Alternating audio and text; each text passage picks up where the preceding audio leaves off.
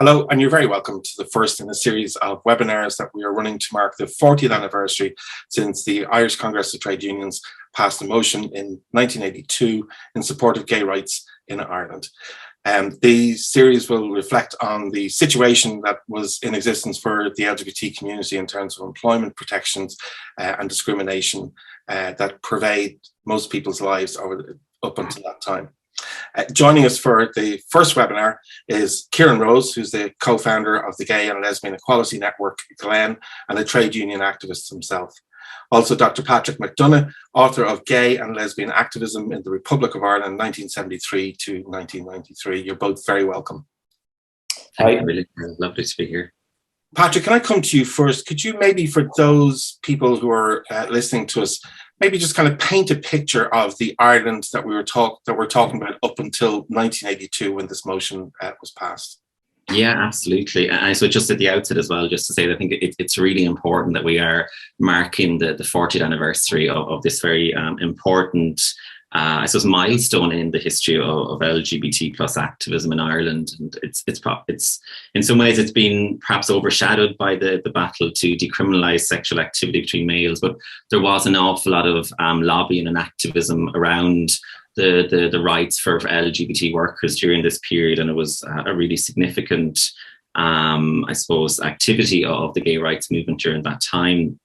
So I suppose before 1982, Ireland was and even during 1982, Ireland was a very, I suppose, hostile society for members of the LGBTQ plus community. And in fact, anybody that didn't conform to societal norms at that time, you think about women in particular as well, if you were very much marginalized if you didn't conform to the status quo of that time. And I suppose the most obvious starting point would be the decriminalization of same-sex sexual activity between men. The 1861 and 1885 laws, which had originated in Great Britain and carried into Ireland, upended many lives of gay men throughout the 20th century. I was looking at stats there before we started this, and between 1962 and 1972, 455 men were prosecuted under those laws, and from 1979 to 1987, a further 247 prosecutions. So I mean that's well over 600-700 individuals. But I suppose more broadly that the laws cast a shadow over the gay community, where they lived in fear. And I suppose in the context of this conversation, there was no protection in employment legislation, based on sexual orientation. So there was that fear of, being out in the workplace, being out in society more broadly. And I was struck by one particular doctor's quote in 1975. His name escapes me right now, but he said, Ireland was one of the most hostile societies to be homosexual in, and that's 1975.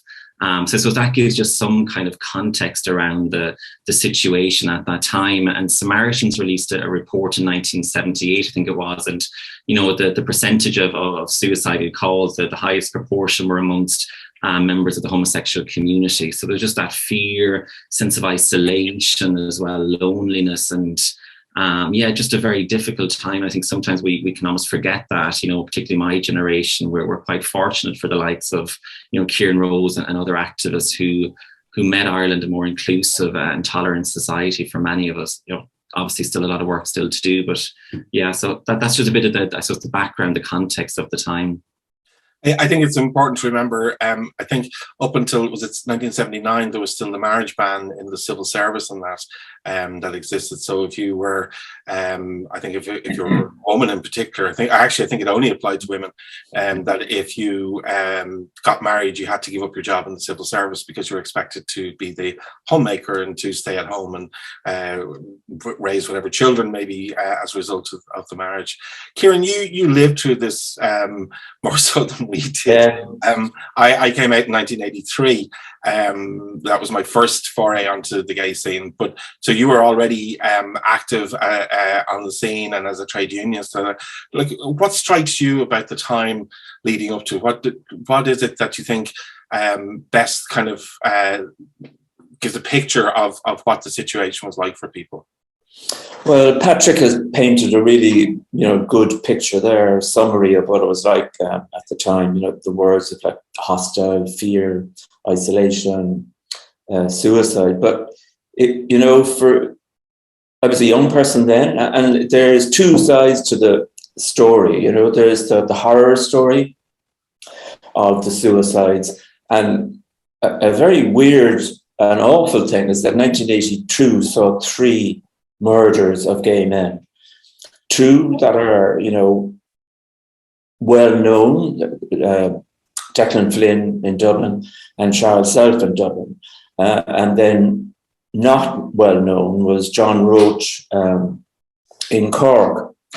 And, just to say something about John Roach, he was murdered, and the defense barrister used the homosexual panic case as a defense, which basically says it wasn't really murder because John was gay, and so that the killer was forced to murder him, and it was all understandable, and he wasn't really killed.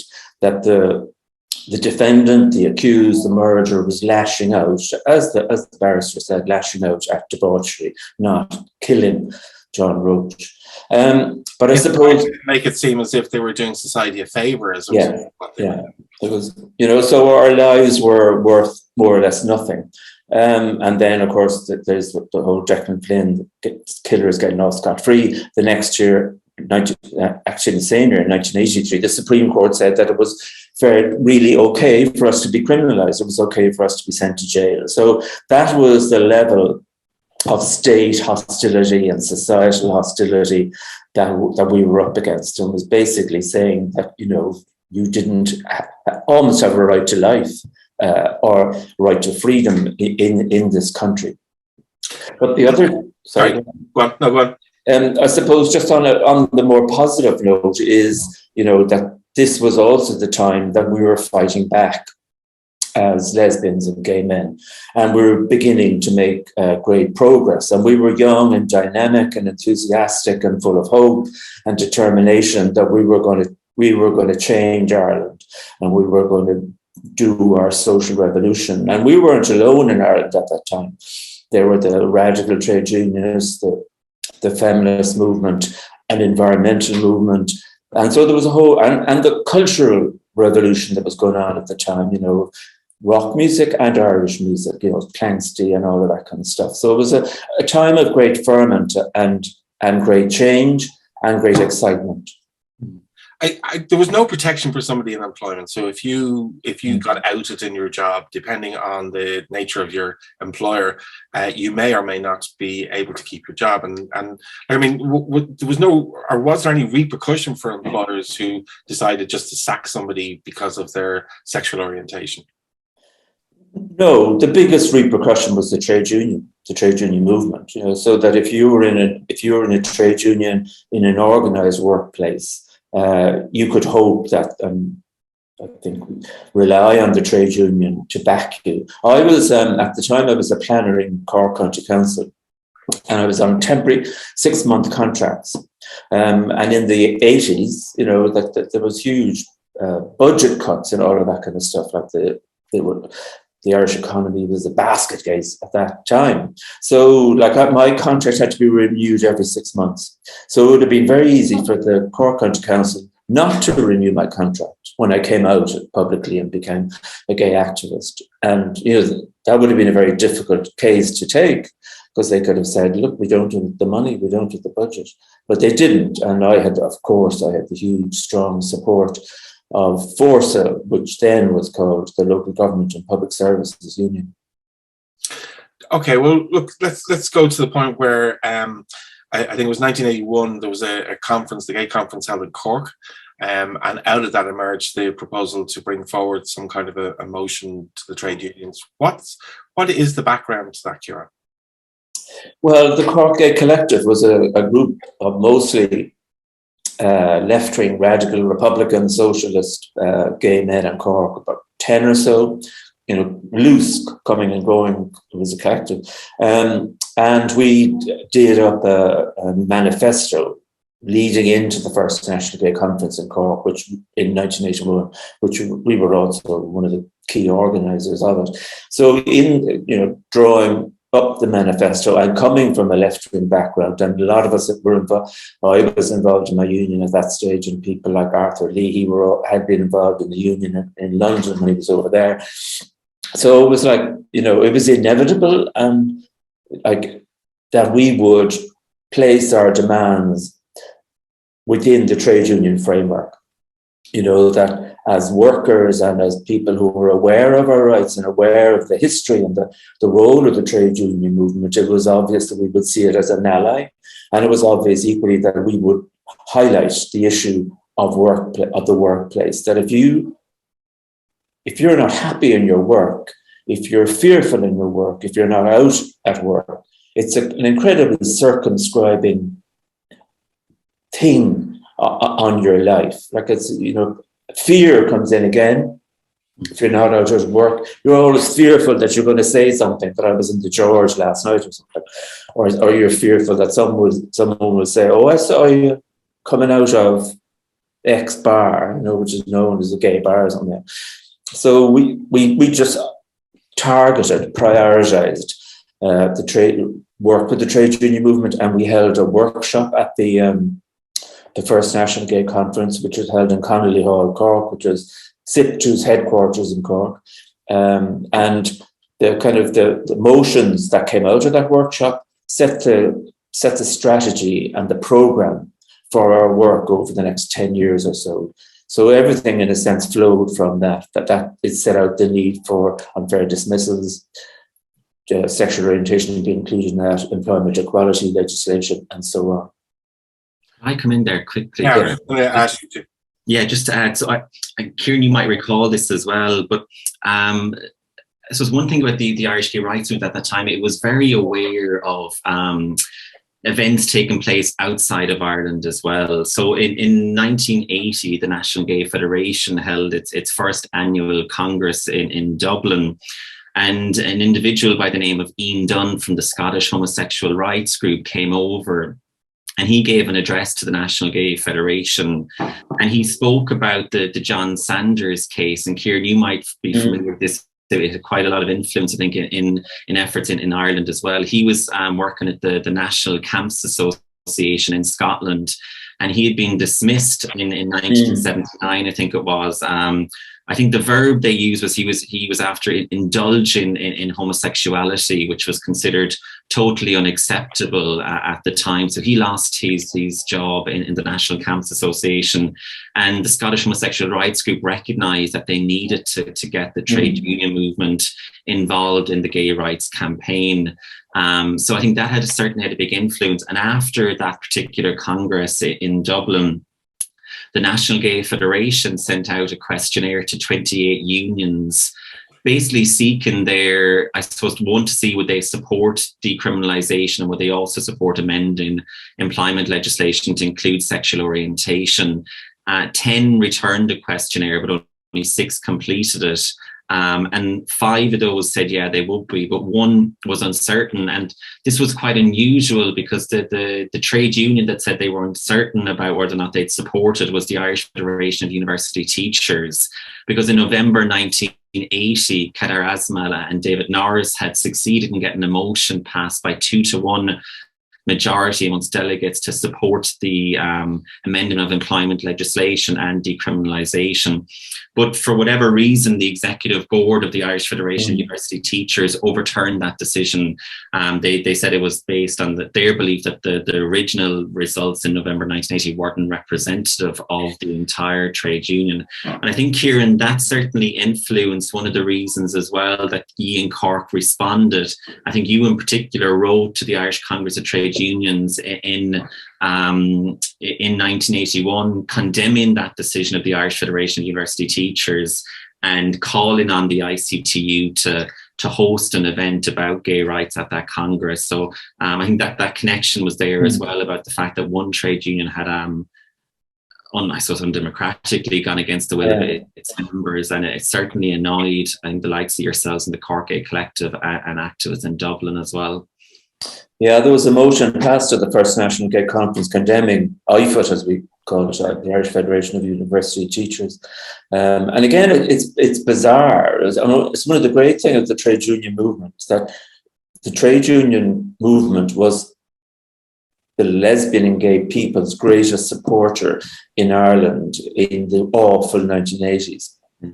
And then you had all of these, like the universities, and lesbian and gay societies, universities who were meant to hold the values of free debate and free discussion and stuff. I wouldn't allow it to happen. And then you have the Federation of University Teachers not allowing it. Meanwhile, the lesbian and gay people are being feted by the manual trade union workers, the ITGW in their hall, Connolly Hall in Cork, which was fantastic. I mean, it was a brilliant symbol of the support of the trade union movement. And the photograph that there behind me is actually, that's Laurie Steele from the Cork Gay Collective. And we were lobbying, not picketing, lobbying, leafleting the ICTU, Irish Congress of Trade Unions, who had their annual delegate conference that year, 1981, in City Hall, that's City Hall there. And we were lobbying them on the issue that you should have a motion here before you today from IFUT, and you don't. Yeah. And what reaction came out of that meeting? Well, we had no status at the annual delegate conference, but we got a very good reaction from people coming and going, into the hall. And later in 1982, we did have kind of some status. We went up as observers to the Belfast conference that passed the hugely important lesbian and gay rights motion. Well, we'll come to that in just a minute. Let's go back for a second, though, to where the formulation of the motion came from and who was involved in putting it together. Well, I suppose it was me, because it's a very interesting thing that, at times of high unemployment, workers are demobilized, their power is taken away from them, partly because they can't join a union, because most unions only accept people who are in employment or who were in employment up to recently, But if you're unemployed, you can't usually join a union. So I was one of the few people who were in the Cork Gay Collective who had some people were in precarious employment, that's not a new issue. It goes back. So I was the one, who would have drawn that up, and it also obviously included decriminalisation as well as and later this became the Glen campaign, basically. Decriminalisation, the basis of equality, and equality legislation, which had to include the employment. Well, I mean, so if you wouldn't mind, just take us through what the wording of the motion was. Can you remember what it was offhand? I can't, but it was just quite kind of blunt. It was calling for the support of the trade union movement, which is critical, and it was calling for decriminalisation on the basis of equality, and then the other legal changes like sexual orientation being brought into the Unfair Dismissals Act. We had an Employment Equality Act at that time, but we wanted sexual orientation brought into that as well, and then also wider equal status legislation, and also, from memory now, if to take out any discrimination, if there was, in, say, the legislation relating to the defence forces and civil servants and so on. Gardaí. Yeah, discrimination. And sorry, I say it, I have it in front of me here. I could have read it for you. Sorry about that. It's a bit long, but that'll catch me out. Go on. Say that again. Go on. Sorry, I was just it's kind of long. So your summary of it there was probably the best way of dealing with it, rather than going through the whole motion itself. Tell us, so in terms of getting it to Congress, how did that process take place? Well, it's the great thing about trade unions is that they're very democratic. So, like, you're a member of a trade union and you're a member of a local branch. Like, or sometimes they're not local, whatever, they're national. But anyway, so I was Cork County Council, so I was a member of the Cork branch of the LGPSU, and you have your annual general meeting that discusses various things. But what it also discusses are motions that would set the policy for the Cork branch, or motions that would go to the national conference of the LGPSU, which would then become national LGPSU policy. And equally, you could say that we are calling on the LGPSU to put a motion to ICTU, or to put this motion to ICTU as well. And then the other important thing, I suppose, at the time is that you need a seconder, for a motion.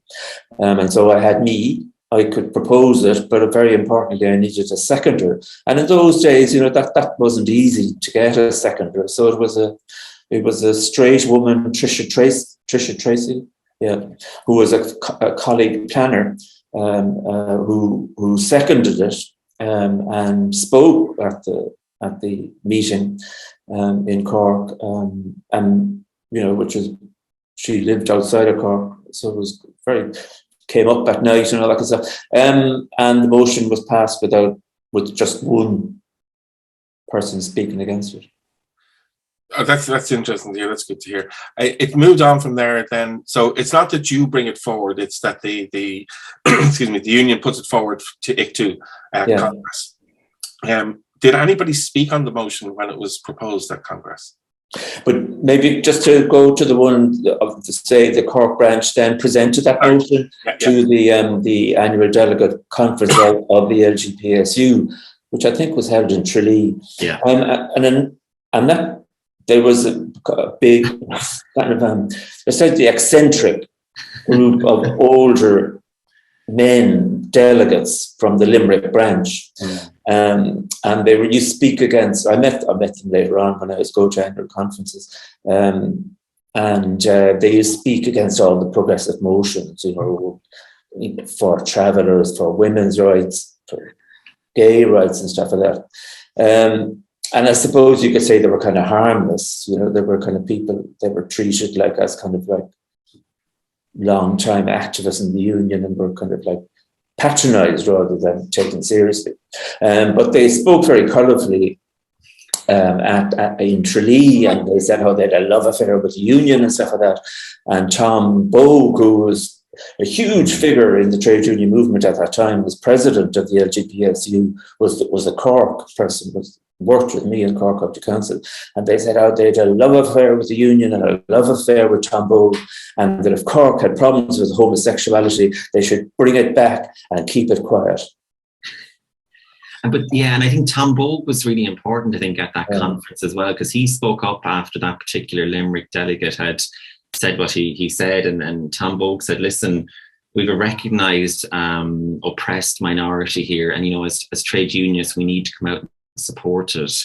And another delegate, his name escapes me as well, got up and again supported the motion, and he referenced the very difficult climate at that time again. And I know, Carol, you're going to be discussing it in a further one, but the King Cora House buys home scandal, but also as well, a month prior to the motion in Tralee, Jack Merriman, who's the Garda Representative Association president, had blamed the gay rights movement for the increase in violence, and those particular incidents were referenced at the Tralee conference. So it was hugely significant, and I think in total 6 out of the 360 delegates only opposed the motion. So there was a really good backing for the motion, but I think Tom Bogue certainly led by example at that particular conference.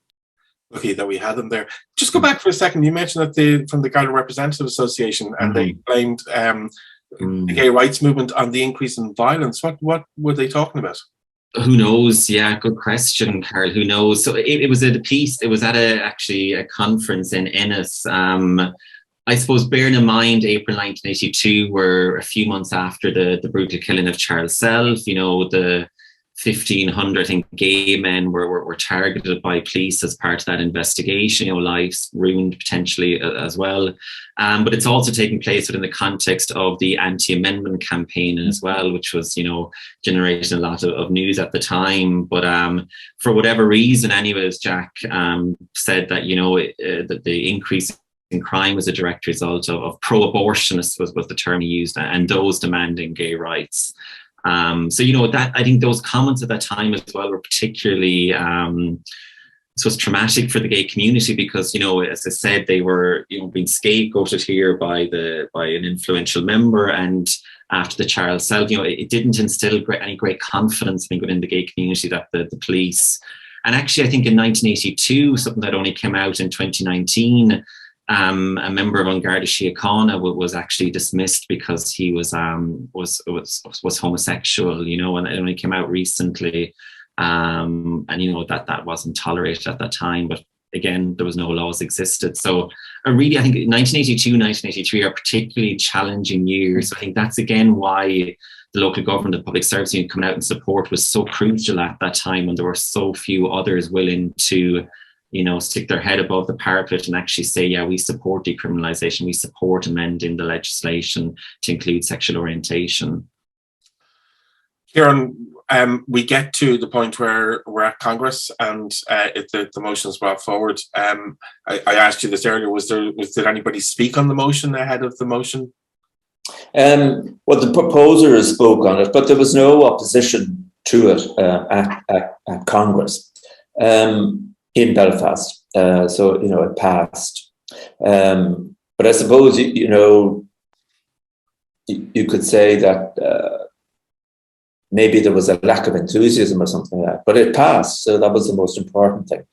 And another very significant thing too at the time was that it was very hard to get positive coverage in the media about lesbians and gay men. Like all of the coverage would be about something awful happening, like a murder or something that, or the gay plague at the time. Exactly. And the trade unions, because they're especially then, they're far more powerful then. They had such a status in society that their conferences were covered in great detail by the newspapers and by RT and so on. So it was a brilliant thing. Was there any reaction? Was there any kickback from after it had been passed? Was there anything in the newspapers who may not have been so LGBT or friendly in terms of stuff like that happening? No, because the journalists would be members of the NUJ, National Union of Journalists, so that they would have been, their union would have been at the ICTU conference in Belfast. So, and that's the great thing about engaging with the trade union movement, because it frames your demands, your proposal in that issue of workers' rights, which people, I think it was totally vital, because people then think, say, for example, the headline in the Cork Examiner, as it was known then, was about Belfast, was ICTU supports divorce and gay rights. And that's hunky-dory, that's great for your messaging, for your communication strategy. It doesn't start off by saying theologian supports gay rights or psychiatrist supports gay rights. And people think, I don't know about that. But when it says trade union movement supports divorce and gay workers' rights, then people, well, that makes sense. That's, in a sense, obvious. That now I can see what you're talking about. You're not asking me to think, does the Catholic Church agree with gay people? Yeah. Or anything like that, or the psychiatric issues. You're framing the debate in the area of workers' rights. And most Irish people, and most people everywhere, I think that workers should be treated fairly, even on the selfish basis that most of us are workers, and most of us want and demand and hope that there's a principle, and that there's that is the workplace, that it is fair. And that's obviously, from our perspective, that's an important reason for people to become members of unions, is because that you get that sense of solidarity and support in numbers, as well as, the moral support for the issues that we're talking about. I'm just curious, in terms of quickly, Carol, it's actually I just thought one of the things that kind of I watched when I was doing research was just the language and the arguments put forward. And Kieran has touched on it there, but that the gay rights are workers' rights, and that they touch a lot on civil rights rhetoric as well. But it was Bernard McCartan, I think, who was the Irish Federation of University Teachers president, who proposed Motion 106 in July at the Irish Congress of Trade Unions. But he made a very good speech, I thought, at least, anyways, because one of the difficulties at the time, and one of the I think the pushbacks was, well, actually, we've no reported cases of people, being dismissed because, of their sexual orientation. That was a constant argument that gay activists came up against. Well, there's no reported cases. But Bernard made a good argument here that just because there aren't reported cases doesn't mean it's happening. And I think that was important. Yeah. Exactly. Sorry, just that it's not being reported doesn't mean that it's not happening. Yeah, exactly. Yeah. And we know ourselves, though, that for an awful lot of people who at that time, it would have been the worst thing in the world to kind of stand up and be identified and say, I've been sacked from my job because I'm gay, because one, you're outing yourself, and two, you're putting yourself in a situation where what's the next employer going to think of me if I go on to another job, particularly some communities around the country where I suppose the communities are small enough that people know everybody and they'll hear about it. And so you really would be exposing yourself if you went and did something like that. You should remember as well the Eileen Flynn case, for example.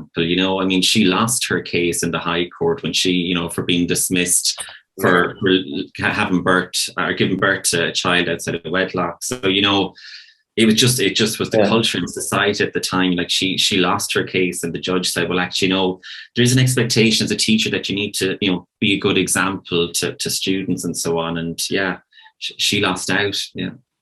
Kieran, in terms of lobbying around other issues that the gay rights movement were trying to do at the time, or should I say properly, sorry, the collective in Cork, and then the NLGF and other organisations like that were, did it have an impact? Like, was it something that you could go to politicians with and say, look, even the unions are on our side, Congress has passed this motion in support of our call for rights? Yeah, totally. Because that at that time, that was the strongest support that we had from a very influential and a major organisation within the state.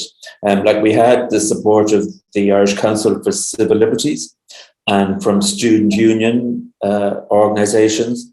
But to be fair, they were brilliant. That support was fantastic. But the ICCL was a small organisation. It was a kind of a somewhat marginal organisation. Ireland was a very difficult time for civil rights for everybody at that time. There was the heavy gang, the people who were the miscarriage of justice in the 26 counties.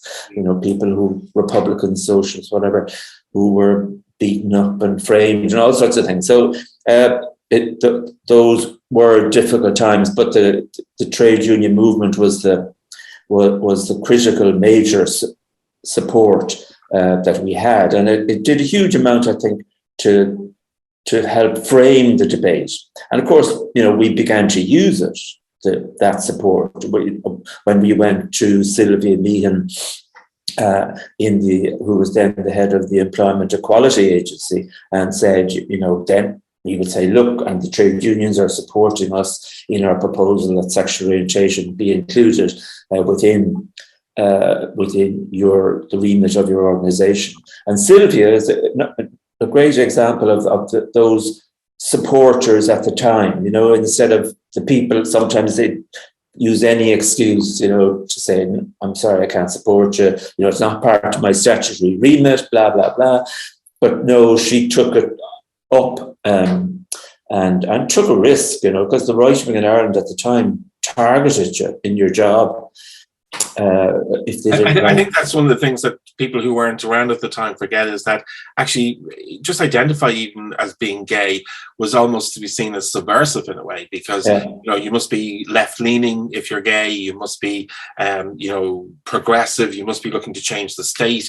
The country was already in the grips of the Troubles, as they're euphemistically known, and so anything that was kind of looking to change the status quo was seen as possibly a dangerous thing, and so that's sometimes I think what we got branded as, for just standing up and asking for our rights. Totally, and they there's a documented case. I think her name was Sally O'Brien. She worked for the health board, I think, but she was also, in her private life, she was involved in the Irish Family Planning Association, and the one of those right-wing groups, like before Family Solidarity, I think it was Council for Social Concern. They wrote to her employer, the HSE, to say, look, do you know that this person is doing this, and tried to get her fired. So that the trade union support was hugely vital. But just to go back a bit, I suppose, to Sylvia Meehan, and she was a huge supporter of us, and eventually the employment, sexual orientation and other grounds became into the Employment Equality Act in the later 90s. But her support was very critical. And to come back to the theme of our talk today, she was a very strong trade unionist in the Association of Secondary Teachers in Ireland. So the kind of the influence of the trade union movement, but also the influence of trade unionists, was hugely important for us. And Sylvia would be a critical example of that. Can I go back to Patrick for a second? Patrick, the motion passed. Do we have any evidence that there was any legislation that came afterwards that was impacted by the decision of the union, or any examples that we can look at where we could say that this had an influence on things? Yeah, I mean, I suppose firstly at a local level, in terms of some trade unions, so like after 1982, there were some unions who took that motion and tried to create greater awareness and support within their trade unions. So one example was the Electricity Supply Board Officers Association. Bernard Keogh, for example, produced this leaflet within that organisation in 1984, and it just set out the importance of that trade union supporting gay rights, providing the contact details for the different gay rights organisations at that time. And we probably come to 1987 when they published the gay and lesbian guidelines for negotiators.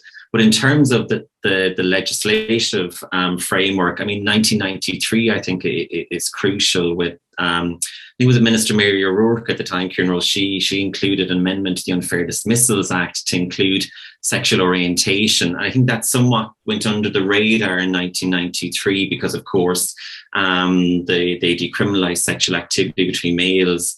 But even the 1993 decriminalisation of same-sex sexual activity between men, the trade union movement were lobbying the different ministers at that time as well, to introduce progressive law reform. So don't copy what they did in England and Wales in 1967. Let's go a step further. Let's have an equal age of consent. So as Kieran mentioned, Sylvia Meehan came out in 1991 and said, listen, now we have reported cases of people being dismissed because of their sexual orientation. And I think that the fact that the trade union movement was so supportive and vocal, I think provided some individuals with the confidence to actually report that they believed that they were being dismissed because of their sexual orientation. So even that, I think, was significant. So in 1991, Sylvia Meehan is quoted in the Irish Times saying, we now have reported cases. This is happening, because that was, again, the challenge that activists had at the time. There's no data to support what you're saying. And now they had data. So I think, leading up then, as a Minister Mary O'Rourke, she introduced the amendment to include sexual orientation. And that was huge, bearing in mind, and this is not in any way to diminish the importance of the laws that criminalised gay men in particular, But by amending the Unfair Dismissals Act, you also brought lesbian women into the fold as well, and that they were protected, as well as gay men, from being unfairly dismissed. But obviously then Kieran probably more familiar with what happened in further years, 1998, the Employment Equality Acts and the inclusion of sexual orientation. But again, those changes are rooted in the early years of 1981, 1982 of getting the trade union movement to buy into this, to support gay rights. I know that in 1988, the ICCL did a report, Equality Now for Lesbian and Gay Men. They identified a lot of the different discriminations and things like that that had happened to people as Actually, well. I forgot as well, and really crucial, I think it's important to mention Christopher Robson and what he did in terms of the civil service circular in 1998 around, I can't remember the title, it was to do with AIDS. Say that again? 1988? Yeah, exactly. Yeah. And it included reference to sexual orientation as well. And that again followed the guidelines for negotiators in 1987. So policy on HIV and AIDS, basically. Yeah. And it was used a brilliant phrase that discrimination on that basis will not be tolerated in the civil service. And that, that's almost funny, because at the same time, the government was not introducing gay law reform and was basically saying it's okay that you could be sent to prison, but you can't be dismissed, by the way, or you can't be treated unfairly in the civil service. And, this is probably maybe a boring thing now for some people, but the civil service circular, then unions in other areas took that up and lodged claims, so that it wasn't just the civil service. It went out to the wider public sector, and that's huge, so that it would include the ESB, at the time Aer Lingus, all of the health boards, all of the local authorities. So it was a massive policy shift and a massive streak of progress. And of course, it goes, and again, Christopher was a very strong activist in his union, the civil service union at the time. Kieran, we've come a long way since this motion, 40 years ago. It must seem crazy to you to think back 40 years. How well do you think we stand at the moment in terms of protections and rights for LGBT people, maybe given what's been happening in recent times, particularly around the trans community, the kind of protections that there are in place now?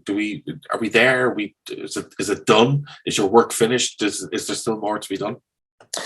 Well, I suppose, legally, you could probably say that it is done in terms of the workplace, because we have the Employment Equality Act, we have the Irish Human Rights and Equality Commission, which is an implementation body to make sure that everybody is treated fairly in the workplace and in other areas. There perhaps is, I would say that trans people are covered under the gender ground of the equality legislation, but maybe trans people would prefer to have it put in specifically, that in the 9 categories that you'd add, that you'd add trans people into it, just in case people had any doubts. And I think that one of the critical things, I suppose, is that trade union membership has declined in Ireland, and that's a bad thing, I think, for LGBT people, because the legislation can only do so much, so the quality of your life, the quality of your daily life in the workplace is hugely influenced by the culture of the workplace, by the atmosphere in the workplace, and that's what will make your day a happy one or not, and so that's the trade unions can do that. That's where can deliver on that in terms of dealing with employers and so on. And I think that when I was on the Human Rights and Equality Commission, we set up an employer worker statutory advisory committee, because it's not well known, but Irish workers don't have a lot of legal rights that that they have in other countries. So you don't have a legal right to have your union represent you. We don't have collective bargaining protected Yeah. in the law here, yeah. And that's bizarre, you know. We did a survey recently, and in it we found that there was a significant majority of the population were very much in favour of giving protection for collective bargaining, and that's something that we definitely need to see happen. And then there's the whole thing of precarious employment, you know, and we did research on that in the 90s about, you know, that lesbians and gay men often choose careers that allow them to come out. But those careers often were precarious. You know, they might have been, you know, say in the catering sector, you know, the entertainment sector, whatever, you know, which the conditions of work, the permanent service industries works isn't great. So that there's a whole role, and I think that still goes on probably, you know. I don't think things have changed phenomenally, but I think that. Sorry, go on, Karen. No, I was just going to say, I you're right in that there has been a decline.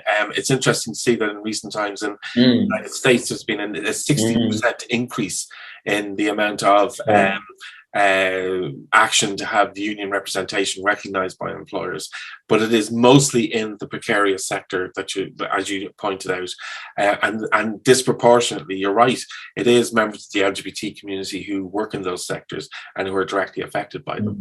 And given everything that's been happening in America in recent times, it's interesting to see that as a result of the move to the right to a certain degree in America, that people have become active in terms of union membership and organising as workers together in order to protect themselves in the type of economy that seems to be emerging in America. Yeah. Before we finish off, I just want to give Patrick an opportunity if there's anything you want to any final comments you wanted to make before we finish up. No. I have muted myself. Sorry, I was listening to Kieran. Sorry, muted. So just to thank you, Carl. I think, you know, as I said at the outset, it's so important that we don't forget our history. We don't forget these important events in our history. And, you know, there's still a lot of work to be done to, I suppose, get our history out there. You know, it's still not in the mainstream. You know, it's not in the schools. So I think these events are really important that we can communicate and remember where we've come from. And I suppose it's important as well that we don't become complacent. You know, things are never static. So just to acknowledge yourself for bringing this event together. I think a really important series of events over the next few weeks. So thanks very much. Well, listen, both of you, thank you very much for your time. It's been really good to get your input on this. Tomorrow, we're going to be looking at 3 case studies. The Concora Boys Home, which Patrick referenced earlier. Then the case of Donna McAnallen from Cork, who was a worker working in a leisure centre who was seen kissing her lesbian partner. And lost her job as a result of that. And then also the campaign to repeal Section 37(1) of the Employment Equality Act. And then also we'll be talking to a panel of people who about rights and protections and things like that there are for people. So that's tomorrow, and then on Wednesday we finish off with kind of like a look at where we are now and what needs to be done and what it is that the union movement can do in order to support the LGBT community going forward. So thank you very much. And the other thing I'll just say is that at the end of this on screen will come up some details about how to contact the FSU Advice Centre, which you're welcome to do if you have any questions about employment protection and rights and things like that. It's a free service that people can use, and we welcome anybody to come and use it. So again, thank you very much.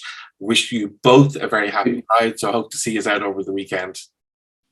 Cheers. Thanks, Carl.